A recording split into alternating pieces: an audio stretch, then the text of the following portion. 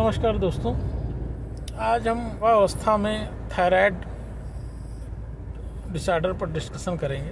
गर्भावस्था में thyroid hormone माँ और भ्रूण दोनों के विकास के लिए अत्यंत आवश्यक होता है, खासकर पहली तिमाही में जब भ्रूण का थायराइड विकसित नहीं होता।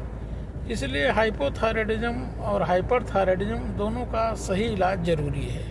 हाइपोथायराइडिज्म जिसको हम बोलते हैं उसका मतलब होता है थायराइड हार्मोन की कमी।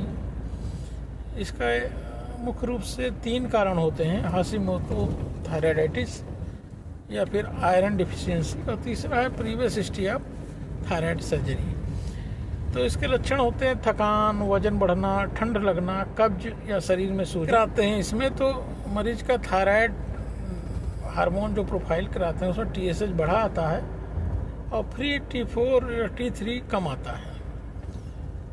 तो उसमें डॉक्टर लिवोथायरॉक्सिन नाम से थायराइड रिप्लेसमेंट थेरेपी दी जाती है।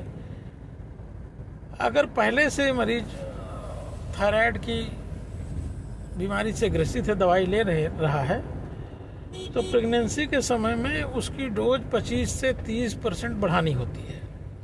और नए केसेस में डॉक्टर वेट बेस्ड डोजिंग करता है। जो टारगेट थायराइड रखना होता है फर्स्ट ट्राइमेस्टर में लेस देन 2.5 और थर्ड ट्राइमेस्टर में लेस देन 3, और हर 4 से 6 हफ्ते में थायराइड की TSH की जांच जरूरी होती है मॉनिटरिंग के लिए। अगर हम ट्रीट ना करें तो क्या क्या कॉम्प्लिकेशन हो सकते हैं। एक तो मिसकैरेज हो सकता है, दूसरा है प्री टर्म डिलीवरी हो सकती है, बच्चा अपना समय पूरा करने से पहले ही डिलीवर हो जाए, और बच्चा अगर पैदा हो तो लो IQ भी होगा, मतलब बच्चे का मानसिक विकास ठीक से नहीं रहेगा। दूसरी जटिलता जो थायराइड की देखी जाती है that is hyperthyroidism. It means thyroid hormone की अधिकता। इसका मेन कारण होता है ग्रेव्स डिजीज। इसके जो लक्षण होते हैं, एक तो थकान, तेज धड़कन, वजन कम होना, घबराहट और पसीना आना। इसकी जांच जब कराते हैं तो इसमें मरीज का TSH कम आता है और T3 T4 बढ़ा आता है। तो प्रेगनेंसी में अगर फर्स्ट ट्राइमेस्टर में है पेशेंट तो drug of choice is propylthiouracil. Second and third trimester में मेथिमाजोल भी दिया जा सकता है, लेकिन preferred treatment is propylthiouracil in first trimester. जब हम स्टार्ट करते हैं तो एकदम लोएस्ट इफेक्टिव डोज से स्टार्ट करते हैं ताकि फीटल हाइपोथायराइडिज्म न डेवलप हो जाए।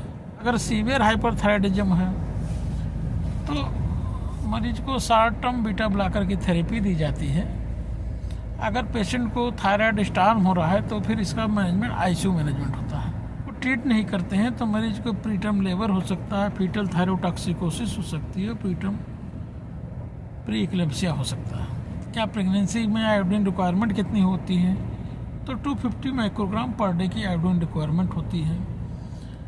क्या हम प्रेगनेंसी में रेडियो एक्टिव आयोडीन थेरेपी दे सकते हैं फॉर हाइपरथायराइडिज्म? तो प्रेगनेंसी में radio active iodine therapy is strictly contraindicated, आपको नहीं देना है।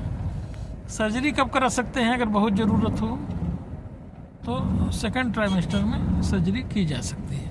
WHO के अनुसार early screening high risk patient में ज़रूरी है, और रेगुलर मॉनिटरिंग मतलब 4 से 6 हफ्ते में TSH कराना भी ज़रूरी है। धन्यवाद।